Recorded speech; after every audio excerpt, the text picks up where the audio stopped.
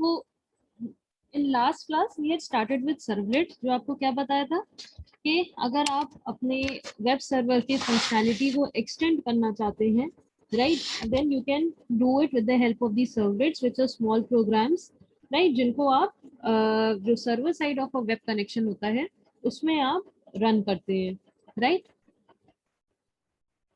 जैसे कि आपके एप्लेट्स इससे पहले हमने देखी थी, वो भी क्या करते हैं, जावा कोड के थ्रू आप डायनेमिक कंटेंट अपने HTML पेज में ऐड कर सकते हो, राइट।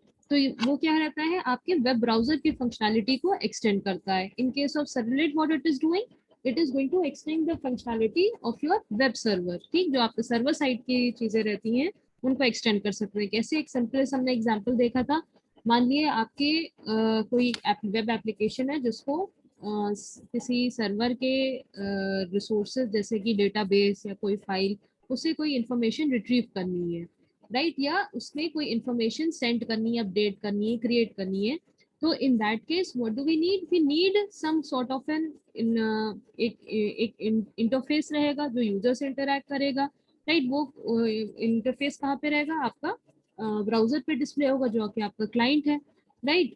वहां से आपकी रिक्वेस्ट जाएगी किसी सर्वर पे, राइट, जहाँ पे कोई ना कोई एक ऐसी एप्लीकेशन होनी चाहिए जो इन रिक्वेस्ट को केटर करे, राइट। एंड ये रिक्वेस्ट क्या हो सकते हैं, कोई भी आपके सर्वर पे जो रिसोर्सेज हैं उनको एक्सेस करने की कोशिश कर रहे हो सकता है रीड करने की कोशिश कर रहे हो, कोई पे अपडेट या क्रिएट करने की इंफॉर्मेशन कुछ रखना चाह रहे हो, राइट। तो all this is possible how, अब डायरेक्टली तो आप HTML के थ्रू डेटाबेस पे नहीं जा सकते हो, right. We need some small application जो कि एक आपके कंट्रोलर की तरह एक्ट करे। कैसे कंट्रोल करे, कि आपकी जो व्यू से, जो यूजर के पास एक डिस्प्ले आ रहा है वहां से इंफॉर्मेशन ले, राइट, उस इंफॉर्मेशन को कुछ प्रोसेस करें। ये इंफॉर्मेशन क्या होती है, राइट, इस इंफॉर्मेशन किसी ना किसी ऑब्जेक्ट के कुछ कैरेक्टरिस्टिक्स, उसकी स्टेट इंफॉर्मेशन स्टोर करती है, ठीक, जिसको हम क्या बोलते हैं, मॉडल बोलते हैं। जो हमारा MVC आर्किटेक्चर है जो हमने थोड़ा डिस्कस करा था, वो आपका किस पे बेस्ड है, इट इज बेस्ड ऑन, ये जो आपका सर्वलेट है ये आपके MVC आर्किटेक्चर पे बेस्ड है, जहाँ पे आपके MVC में क्या रहता है, you have got your three components. What are those three components, एक आपका मॉडल रहता है, एक आपका व्यू रहता है, एक आपका कंट्रोलर रहता है। मॉडल का क्या काम रहता है, कोई भी ऑब्जेक्ट की स्टेट इंफॉर्मेशन को स्टोर करना। व्यू का क्या काम रहता है, सिंपली उस इंफॉर्मेशन को रेंडर करना, यूजर को दिखाना। व्यू का मतलब नाम से ही समझ में आ रहा है। और कंट्रोलर का मतलब क्या रहता है, कि controller is going to be एक एक मिडलवेयर की तरह आपका काम करेगा, जो कि इस व्यू को अपडेट करेगा, इस व्यू को चेंजेस जो भी होंगे उसके रिफ्लेक्ट करेगा, उसको कंट्रोल करेगा, ठीक। तो अगर हम सर्वलेट की बात करें, तो कल हमने किसी एक सिंपल से प्रोजेक्ट स्ट्रक्चर को देखा था, राइट। प्रोजेक्ट स्ट्रक्चर में हमारे पास क्या क्या चीजें थी, एक हमारे पास, अगर आप कोई भी डायनेमिक वेब प्रोजेक्ट एक्लिप्स में क्रिएट करते हैं, right, we had seen how we can create a dynamic web project simply new पे जाकर, new and dynamic web project, and in that we had seen you have to add a server, ठीक। कोई भी web application को run करने के लिए हमें क्या चाहिए रहता है, सर्वर चाहिए रहता है, ठीक। जैसे हम कौन सा सर्वर यूज कर रहे हैं यहाँ पे, we are using Tomcat server.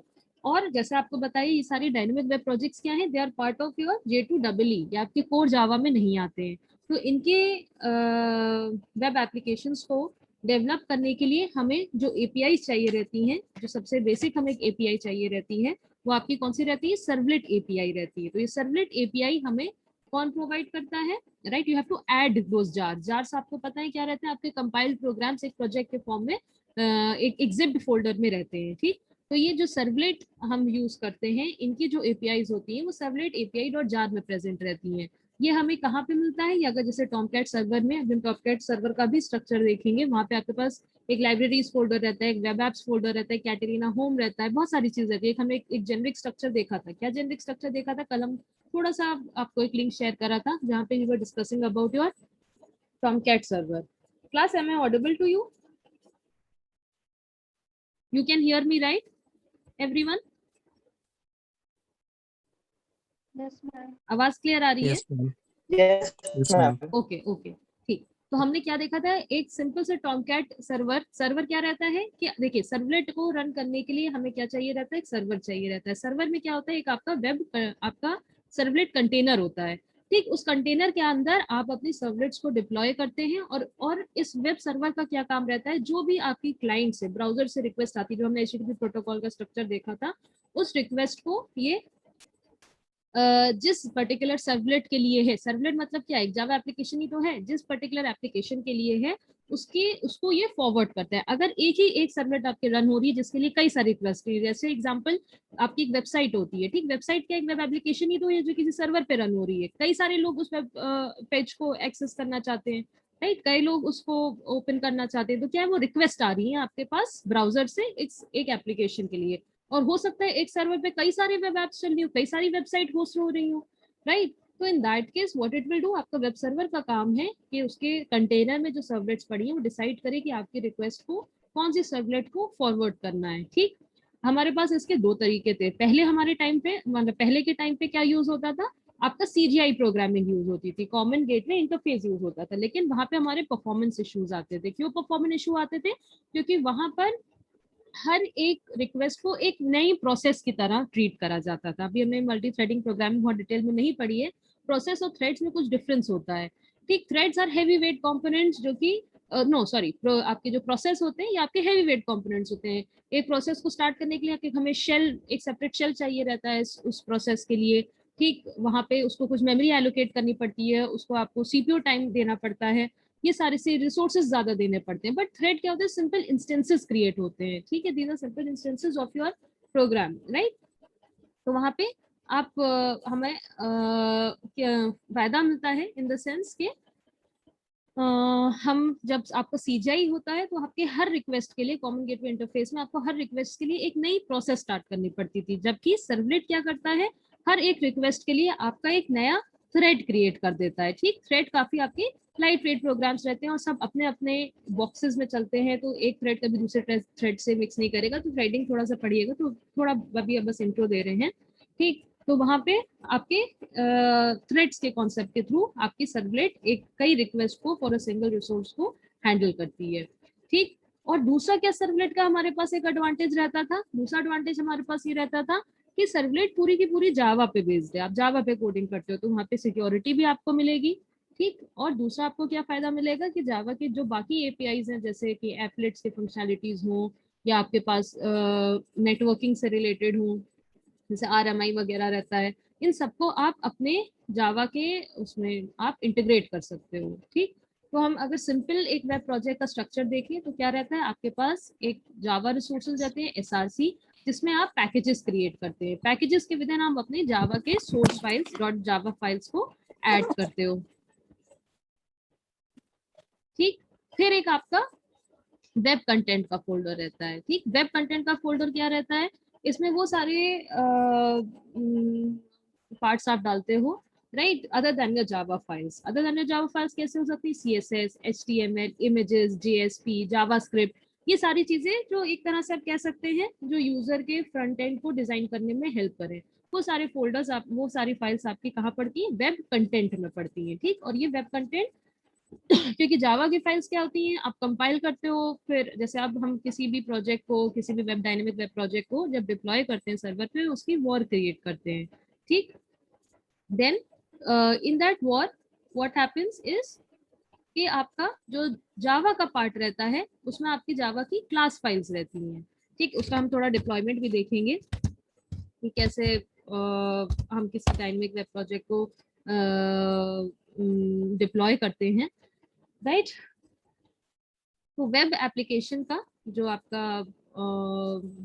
आपको वेब एप्लीकेशन को अगर यूज करना है तो हम उनका वॉर फाइल बनाकर हम डालते हैं, तो उसमें जो वेब कंटेंट का पार्ट रहता है दैट इज एक्सेसिबल, आप उसमें चेंज कर सकते हो, ठीक। तो जो वेब कंटेंट में जो HTML CSS ये रहता है, we place it in your web content part, जहाँ पे आपका HTML वेब एप्लीकेशन के जो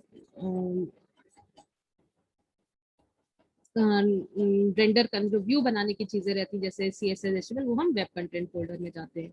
तो ये हमारा एक जेनरिक स्ट्रक्चर रहता है डायनेमिक वेब प्रोजेक्ट का, ठीक। जावा रिसोर्सेज आपके पास रहते हैं और वेब कंटेंट रहता है, ठीक। और ये दिस, अगर जैसे आपका कोई प्रोजेक्ट रेडी हो गया तो सिंपली हम क्या करते हैं, यू राइट क्लिक,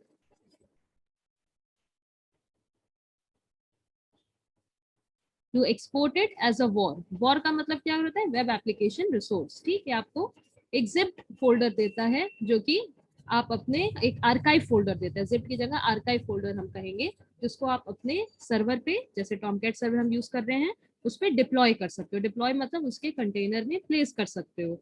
ठीक, देन ये आर्काइव फोल्डर जब आप इस पर्टिकुलर सर्वलेट के लिए, इस पर्टिकुलर प्रोजेक्ट के लिए, ठीक है, जो आपने अभी डिप्लॉय करा है, इस वेब एप्लीकेशन में कहें तो ज्यादा बेटर है, उसके लिए जब भी कोई रिक्वेस्ट आती है फ्रॉम द क्लाइंट, तो ये उस आर्काइव्ड फोल्डर को it will unzip it was उसको ओपन करेगा, और उसके अंदर जितने भी फोल्डर्स अवेलेबल होंगे वो आप उसको देख सकते हो। ठीक, तो उसमें से जो वेब कंटेंट पार्ट रहता है, HTML पेजेस हैं, CSS JSP, सारी चीज आपके वेब कंटेंट पार्ट में रहता है, उसको आप एडिट भी कर सकते हो। जैसे आप चेंजेस करेंगे वो रिफ्लेक्ट होंगे।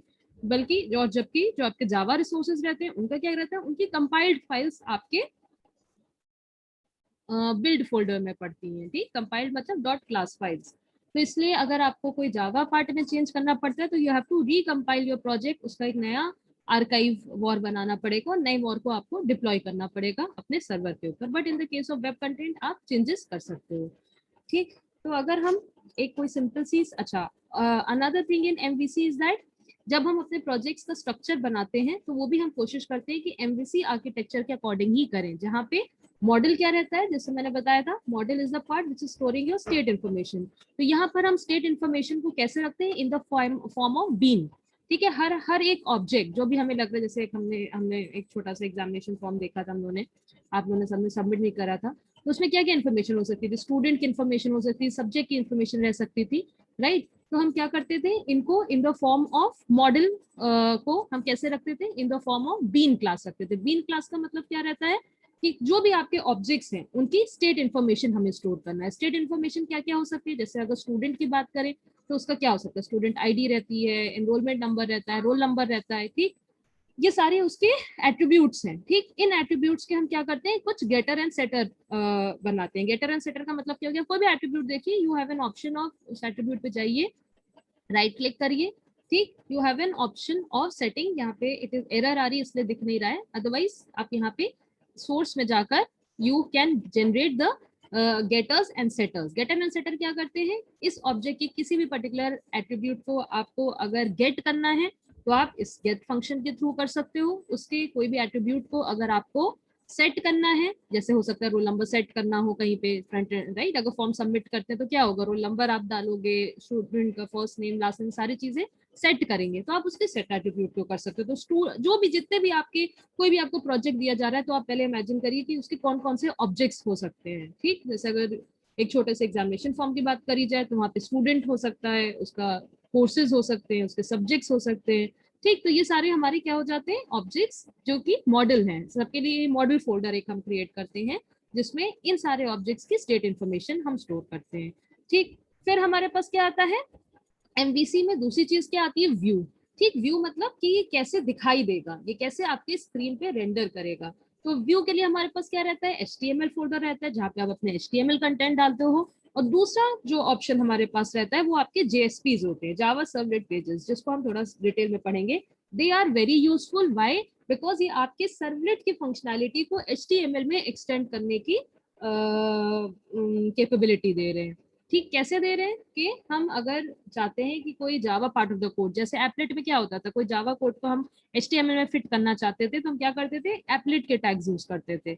यहाँ पे अगर हम कोई सर्वलेट का कोड, कोई सर्वलेट की फंक्शनैलिटी, कोई जावा की फंक्शनैलिटी अपने ब्राउजर के साइट पे HTML पे अगर हम रेंडर करना चाहते हैं तो उसके लिए हम क्या करते हैं, हम JSP यूज करते हैं। एक और फायदा क्या रहता है कि क्योंकि these are on your these are on your ये आपके वेब कंटेंट में रहता है, तो आपके JSPs में आप एडिट कर सकते हो। एडिट करने के बाद आपको जैसे जावा के जो रिसोर्सेज रहते हैं उनको आपको क्या करना पड़ता है, रिकम्पाइल करके फिर आपको डिप्लॉय करना पड़ता है वॉर को दोबारा। यहाँ पे JSP पेजेस में आप चेंजेस करोगे तो आपको रीडिप्लॉयमेंट की जरूरत नहीं पड़ती है। ठीक, JSP जब हम पढ़ेंगे तब आपको पता जाएगा, लेकिन JSP फिलहाल के लिए आप इतना समझ सकते हैं कि कोई भी सर्वलेट की फंक्शनैलिटी को अगर आपको अपने HTML में कोई डायनेमिक कंटेंट दिखाना है, ठीक है, with the help of your Java code, तो आप उसको इंटीग्रेट कर सकते हो in your in your HTML pages, right, या HTML टैग्स हम कहें तो ज्यादा बेटर है, HTML टैग्स में आप अपने JSP के चीजों को फिट इन कर सकते हो, ठीक। जैसे यहाँ पे क्या है, सिंपल आपके HTML ही की चीजें, जावास्क्रिप्ट है, HTML टैग्स है, लेकिन इसमें मान लिया अगर मुझे कोई जावा के कोड को फिट करना है, जैसे स्ट्रिंग, सक्सेस या इफ, ये सब क्या है, ये जावा का कोड है, राइट। इसको अगर मुझे डायनेमिक कंटेंट के लिए फिट इन करना है तो हम कैसे कर सकते हैं, with the help of your JSPs। एक और अच्छी चीज क्या होती है, एपलेट आपके ब्राउजर साइड रन करते हैं, ठीक, वेब क्लाइंट के साइड करते हैं, JSPs आपके सर्वलेट सर्वर साइड पे रन करते हैं, ठीक। दे आर कन्वर्टेड इनटू, इनका code converted into servlet for rendering it. तो आप कोई भी उसमें चेंजेस नहीं कर सकते हो जब आपकी वेब एप्लीकेशन रन कर रही है, ठीक, क्योंकि आपके ये ब्राउजर पे ना होकर सर्वर पे रन करते हैं, ठीक। तो ये हमारा एक structure of a dynamic web project रहता है, जहाँ पे हमारे पास जावा के रिसोर्सेज रहते हैं, फोल्डर रहता है जिसमें SRC होता है, जिसमें हम अपने .java फाइल्स बनाते हैं, ठीक। इन जावा फाइल्स बनाने का क्या तरीका रहता है, पैकेज नाम आप रखिए, कैसे रखिए, जिसमें एक मॉडल रखते हैं, एक सर्वलेट रखते हैं, ठीक। अच्छा, अभी हमने कंट्रोलर के बारे में, ये आपका मॉडल समझ में आ गया। मॉडल क्या है, जितने भी ऑब्जेक्ट्स हैं उनकी स्टेट इन्फॉर्मेशन हम कैसे करते हैं, in the form of bean classes. Bean classes का मतलब क्या हो गया, सिंपल क्लासेस, जहां पर उस ऑब्जेक्ट से रिलेटेड जितने भी हमारे पास एट्रीब्यूट्स होते हैं उनको हम लिखते हैं, ठीक, और उनके गेटर और सेटर्स करते हैं, जो कि उनकी स्टेट इन्फॉर्मेशन को गेट और सेट करने में यूजफुल रहते हैं। फिर हमारे पास व्यू आता है, जो कि आपका JSP या HTML इसमें आप प्लेस कर सकते हो, राइट। और फिर हमारा क्या आता है, सबसे इंपॉर्टेंट, कंट्रोलर, ठीक। हमारे केस में कंट्रोलर क्या रहता है, हमारे केस में कंट्रोलर इज योर सर्वलेट, ठीक। कंट्रोलर का काम क्या करना है कि जो भी रिक्वेस्ट व्यू से आ रही है, ठीक, उस रिक्वेस्ट को हैंडल करना। व्यू मतलब व्यू ही तो आपके पास क्लाइंट के पास ब्राउजर पे है, राइट, उसी के थ्रू तुम इंटरेक्शन करेगा HTML पेज के थ्रू या JSP जो उसको डिस्प्ले हो रहा है, राइट। उसको उसको जो है, it will B interacting your user and sending that request. वो रिक्वेस्ट किसके पास जाती है, आपके कंट्रोलर के पास जाती है, जो कि हमारे केस में क्या है, सर्वलेट, एक इंटरफेस है, जो कि एक API, मतलब जो भी रिक्वेस्ट आएंगी उनको ये केटर करेगा, ठीक। तो आपकी request from your view, it is going to the controller, ठीक। कंट्रोलर क्या करेगा, अब व्यू से कोई ना कोई स्टेट इन्फॉर्मेशन हमें मिल रही है, हो सकता है व्यू आपका क्या हो, स्टूडेंट व्यू हो, ठीक। स्टूडेंट के केस में क्या होगा, उसका स्टूडेंट का फॉर्म होगा जिसमें आपकी स्टूडेंट की डिटेल्स हो सकता है आप कैप्चर कर रहे हो, जैसे उसका नाम, रोल नंबर, कोर्स, सब्जेक्ट, ठीक। आपने कोई फॉर्म बनाया व्यू में जिसमें आपने स्टूडेंट की डिटेल्स स्टोर करी। जब आप इस फॉर्म को सबमिट करते हैं तो ये रिक्वेस्ट कहाँ पे जाती है, कंटेनर के पास, सॉरी, कंट्रोलर के पास जाती है। कंट्रोलर हमारे केस में क्या हो गई, एक सर्वलेट हो गई, वेब एप्लीकेशन, जो कि आपके मतलब वेब प्रोग्राम, एक स्मॉल प्रोग्राम जो कि आपके सर्वर साइड पे चल रहा है।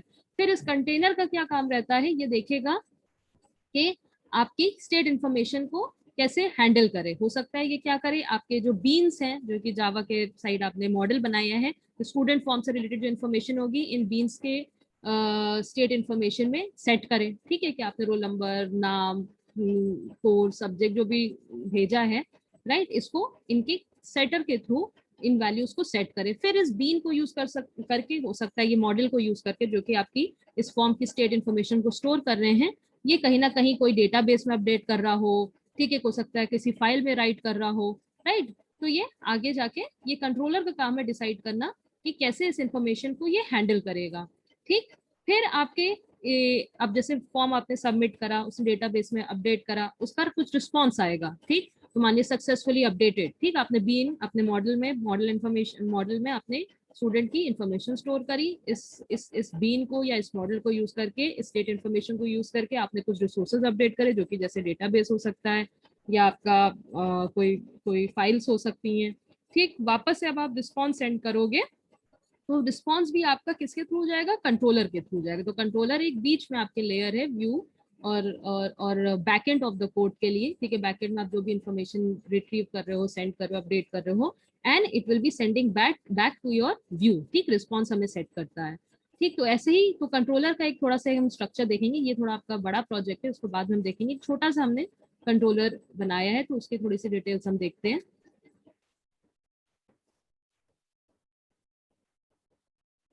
सबसे सिंपल एप्लीकेशन है हमारी। यहाँ पे हमारा क्या है, व्यू के लिए हमारे पास क्या है, एक हमारा सिंपल सा index.html पेज है जो एक यूजर के नाम और उसका पासवर्ड स्टोर कर रहा है, ठीक। अगर आपका यूजर नेम पासवर्ड, अगर ये क्या होगा, ये हमारा ये फॉर्म है, एक फॉर्म टैग्स के विद इन है, बहुत सिंपल सा है। इसके एक्शन में हमने क्या डाला, कंट्रोलर सर्वलेट। ठीक, हमारा कंट्रोलर सर्वलेट क्या है, ये बताएगा कि हमें जब भी इस पर्टिकुलर फॉर्म को सबमिट करा जाए, ठीक, तो ये एक तरह का लिंक है। ठीक, ये लिंक है जो कि मैप हो रहा होगा किसी ना किसी कंट्रोलर के थ्रू। जैसे हमारे पास अब क्योंकि एक्लिप्स के जो आगे के वर्जन आ रहे हैं उसमें आपका एनोटेशन का एक कॉन्सेप्ट आता है। एनोटेशन का मतलब क्या हो गया, आप यहीं पे मेंशन कर देते हो, जैसे @वेब सर्वलेट, और यहाँ पे आप क्या मेंशन करते हो कि अगर कोई भी यूआरएल इस तरह का हो, कोई भी लिंक इस तरह का हो, इस तरह के लिंक से रिक्वेस्ट आ रही हो, तो मुझे इस पर्टिकुलर सर्वलेट को इन्वोक करना है। तो ये कॉन्सेप्ट आपका एनोटेशंस के थ्रू होता है। पहले क्या होता था, हमारे पास एक web.xml फाइल रहती थी, ठीक, जिसका हम स्ट्रक्चर थोड़ा सा पढ़ेंगे।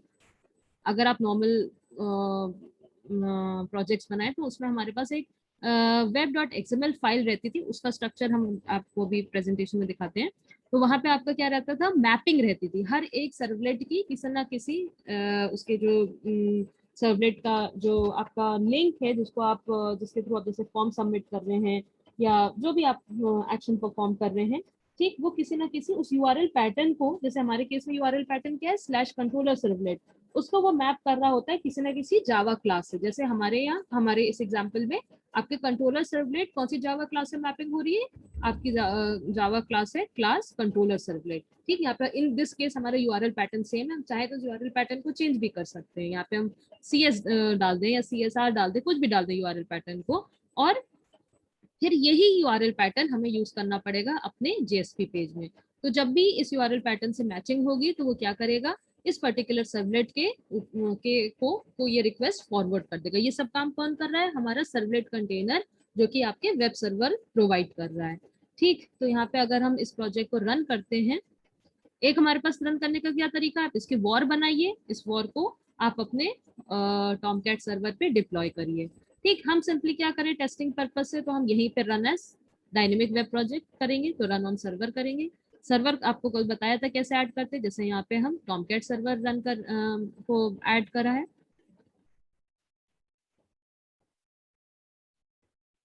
जब भी आप कोई भी डायनेमिक वेब प्रोजेक्ट बनाते हैं तो उसका जो सबसे पहले पेज कॉल होता है वो आपका कौन सा होता है, कोई भी पेज जिसका आपने नाम इंडेक्स रखा हो, index.html हो, index.jsp हो, जो भी पेज का नाम इंडेक्स से आप रखते हैं वो पेज पहले आपका लोड होता है। तो यहाँ पे even though I did not mention, यहाँ पे मैंने कोई भी पेज का नाम मेंशन नहीं करा है, लेकिन बाय डिफॉल्ट इसने इंडेक्स पेज जो मैंने बनाया था इसमें यूजर नेम पासवर्ड रखा था। ठीक, it is the request is going here. ठीक, थोड़ा सा आज हम इसका डीबगिंग भी देखते हैं, डीबग हम कोड को कैसे करते हैं। ठीक, अगर this is your running of the code. ठीक, डीबग करने में क्या रहता है, आप सिंपली डीबग पॉइंट्स लगाइए। जैसे यहाँ पर हमने क्या करेंगे, फॉर्म को सबमिट करेंगे, किसके थ्रू करेंगे, योर index.jsp क्या कर रहा है, मेथड बता रहे, मेथड हमने कल HTTP मेथड्स पढ़े थे, गेट पोस्ट, यहाँ पे हम सबमिट कर रहे तो हमने पोस्ट मेथड रखा।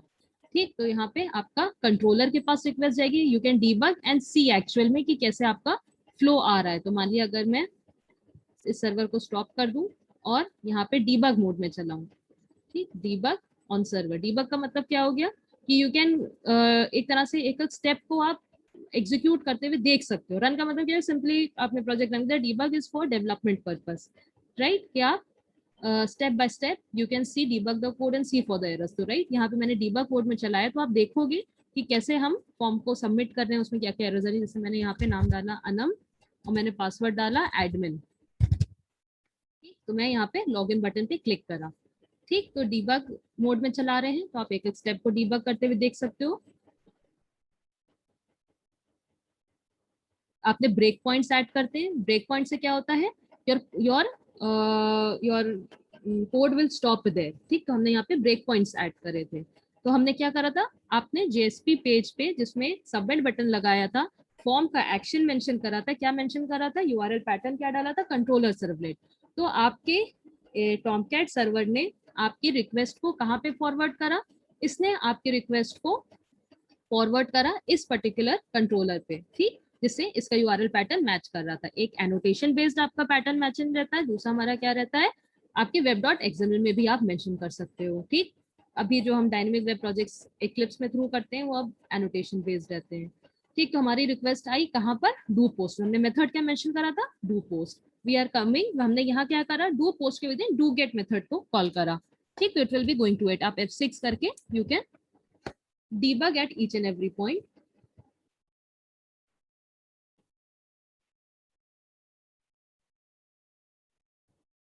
ठीक, तो यहाँ पे आप देखिए क्या हुआ, वो रिक्वेस्ट आई डू गेट से, डू पोस्ट से। डू पोस्ट में हमने डू गेट को रीडायरेक्ट करा। इसमें हम क्या कर रहे हैं, रिक्वेस्ट डॉट गेट पैरामीटर। अब इस डू गेट मेथड क्या होता है, ये आपका कल हमने सर्वलेट लाइफ साइकिल देखी थी। सर्वलेट लाइफ साइकिल में क्या आता है, आपका पहले इनिट होता है, जबकि आपके सर्वलेट लोड हो रही है आपके टॉमकैट में। हमने कैसे लोड करी थी, we were running that particular project on your Tomcat server, तो आपकी सर्वलेट यहाँ पे लोड हुई। Then what did we do, we were फिर हमने एक ब्राउजर के थ्रू आपको हिट करा। ठीक है, एक्लिप्स में आपको ब्राउजर भी देते हैं, नहीं चाहिए तो आप क्रोम से कर सकते हो। वहां पे हमने सबमिट बटन क्लिक करा। सबमिट में हमने एक्शन क्या दिया था, we had given the action as your URL। ठीक, URL हमारा क्या था, इस कंट्रोलर सर्वलेट से मैप्ड था। ठीक, तो आपका रीडायरेक्ट होकर इस कंट्रोलर पे आया, कंट्रोलर यानी सर्वलेट पे आया। मेथड कौन सा था, पोस्ट था। अच्छा, ये डू गेट और डू पोस्ट आपके क्या रहते हैं, ये आपके सर्विस प्रोवाइड कर रहे हैं। ठीक, इनिट हो गया। सेकंड हमारा स्टेप क्या होता है, सर्विस प्रोवाइड करना। ठीक, यहाँ पर आपकी सर्विस कैसे होगी कि रिक्वेस्ट और रिस्पॉन्स को हैंडल करना। तो हमारी रिक्वेस्ट आई, यहाँ पे सर्विस मेथड सर्वलेट के गया। ठीक, सर्विस मेथड ने डिस्पैच करा कि हमें पोस्ट करना है या गेट करना है, क्योंकि ये HTTP सर्वलेट है। ठीक, HTTP सर्वलेट कैसे है, हमने जेनरिक सर्वलेट ना बनाकर we are extending your HTTP servlet. ठीक, HTTP सर्वलेट का मतलब क्या हो गया, ये वर्ल्ड वाइड वेब के लिए है, आपके HTTP प्रोटोकॉल पे बेस्ड है। दूसरी हमारी जेनरिक सर्वलेट रहती है, उसको भी हम बना सकते हैं।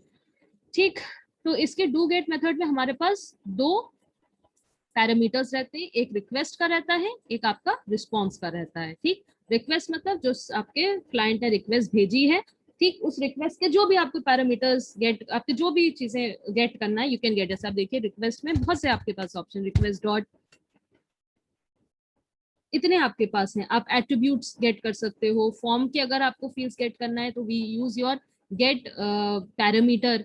ठीक, आपको लोकल एड्रेस निकालना है तो आप इसमें से रिक्वेस्ट से गेट कर सकते हो। ठीक, आपने कौन सी प्रोटोकॉल यूज करी है तो आप प्रोटोकॉल की इंफॉर्मेशन गेट कर सकते हैं। ठीक, गेट रिक्वेस्टेड URL के बारे में गेट करना है तो आप रिक्वेस्ट से सारी चीजें गेट कर सकते हो। आपको कोई रिस्पॉन्स सेंड करना है तो आप रिस्पॉन्स के थ्रू वापस से भेज सकते हो। कंट्रोलर का काम यही तो, रिक्वेस्ट को लेना, उसे कॉरेस्पॉन्डिंग रिस्पॉन्ड को सेंड करना।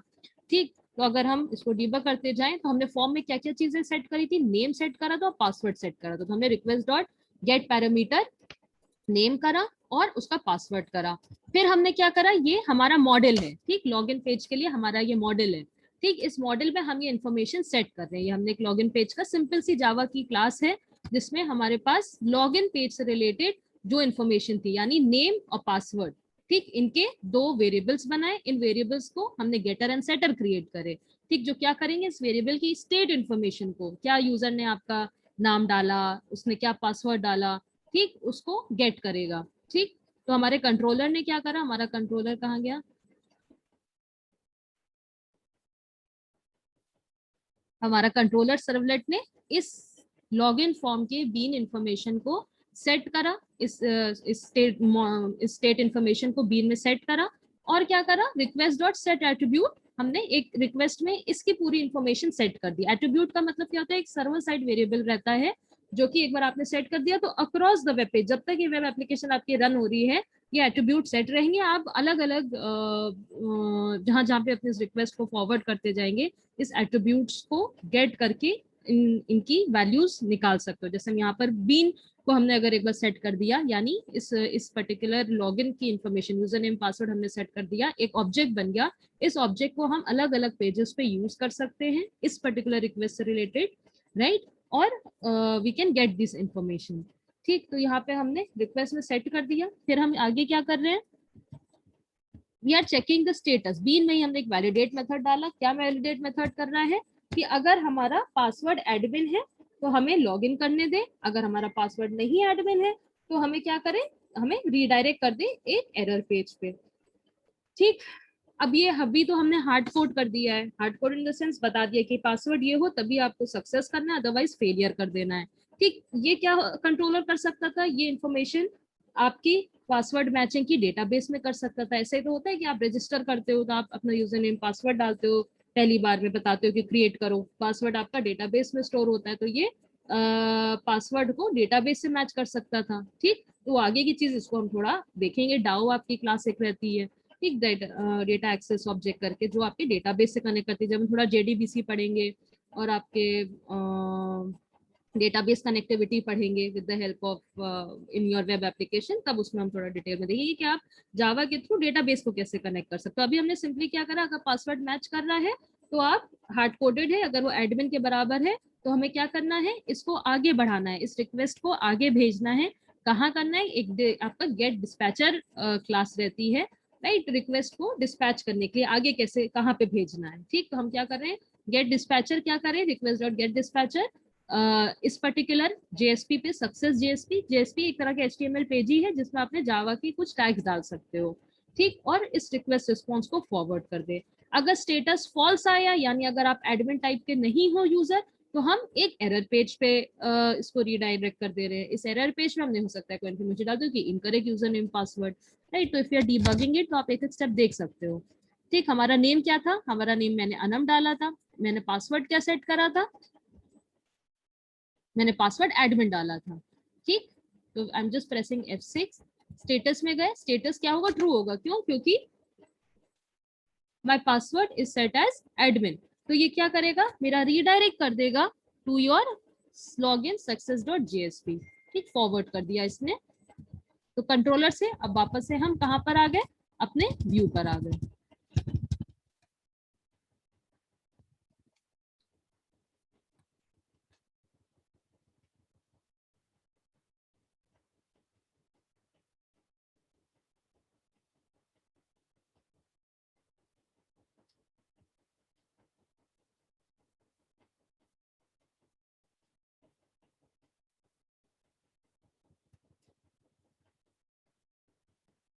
तो ये हमारा व्यू पे क्या आया, यू आर सक्सेसफुली लॉग्ड इन।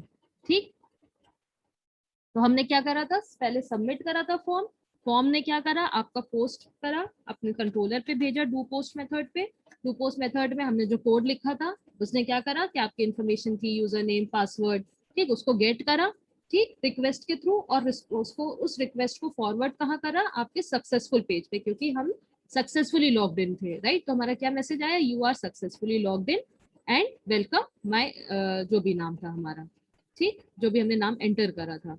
और ये सक्सेस पेज क्या है, ये भी एक सिंपल सा जेएसपी पेज है जिसका क्या काम है, इसमें कुछ हमने जेएसपी के टैग्स आते हैं जहाँ पे आप अपने जावा कोड को कर सकते हो। वहां पे अगर आपको याद हो, हमने बीन का सेट करा था, इस पर्टिकुलर लॉगिन फॉर्म से रिलेटेड लॉगिन बीन बनाई थी, जिसमें हमने वैल्यूज क्या एट्रीब्यूट सेट करे थे, हमने बीन को ही आपके बीन के नाम के एक एट्रीब्यूट को सेट करा था।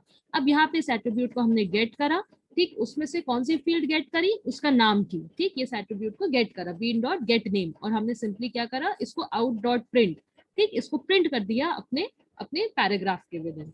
एपलेट में भी तो आप यही करते थे कि एपलेट टैग्स डालते थे, यहाँ पे जेएसपी आप एचटीएमएल पेज के विद इन फिट कर सकते हो। तो it was giving us the message welcome this particular user.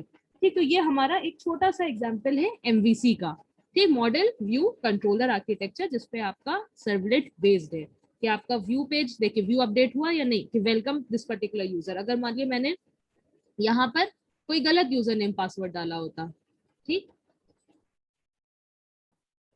अगर मैंने यहाँ पे गलत यूजर नेम पासवर्ड डाला होता, देन व्हाट विल हैपन, देखिए हम हमारा लॉगिन एरर पेज पे रीडायरेक्ट हुआ। लॉगिन एरर पेज में हमने क्या करा, sorry user name password is incorrect.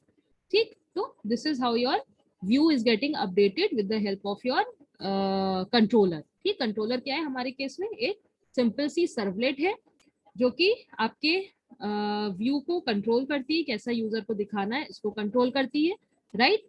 और आपकी जो भी इस पेज से इस ऑब्जेक्ट से रिलेटेड, यहाँ पे क्या है, user name password login page से रिलेटेड जो हमारी इंफॉर्मेशन है वो हम उसके कॉरिस्पॉन्डिंग एक बीन में स्टोर करते हैं, जैसे लॉगिन बीन। यहाँ पे हमने कुछ गेटर एंड इस दो एट्रीब्यूट्स इसके क्या है, नेम एंड पासवर्ड, जो कि आपके फ्रंट एंड से मैप है। फ्रंट एंड में भी तो आपने यही दो जेएसपी में ये दो फील्ड्स डाली थी, राइट। हमारी इंडेक्स डॉट जेएसपी अगर आप देखें तो इसमें यही तो दो फील्ड्स थी, एक इनपुट टाइप टेक्स्ट फील्ड थी नेम की, दूसरी हमारी इनपुट टाइप पासवर्ड की थी। ठीक, तो ये आपका लॉगिन सबमिट हुआ जो कि आपके कंट्रोलर सर्वलेट पे गया, कंट्रोलर सर्वलेट ने क्या करा, डिसाइड करा क्या इस व्यू के साथ करना है, इसने क्या करा, यूजर नेम पासवर्ड जो गेट करा था सेट करा इसके बीन में, right, and it is forwarding it to your, depending upon कि वो किस तरह का रिस्पॉन्स दिखाना चाहता है। यहाँ पे हम क्या कर रहे हैं, लॉगिन पेज पे आगे व्यू को अपडेट कर रहे हैं कि हमें आगे जाके लॉगिन पेज सक्सेसफुल पे जाना है या लॉगिन पेज एरर पे जाना है।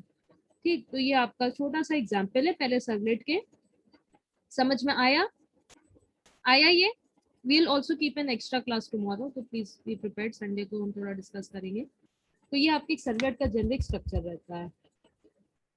तो आपका इनिट सर्विस डिस्ट्रॉय, अगर मैं इस वेब एप्लीकेशन को बंद कर दूं तो this particular servlet will get stopped, ये डिस्ट्रॉय हो जाएगा, और फिर आप स्टार्ट करोगे तो इनिट कॉल होगा, कोई रिक्वेस्ट आएगी तो सर्विस उसको हैंडल करेगा, डू गेट डो पोस्ट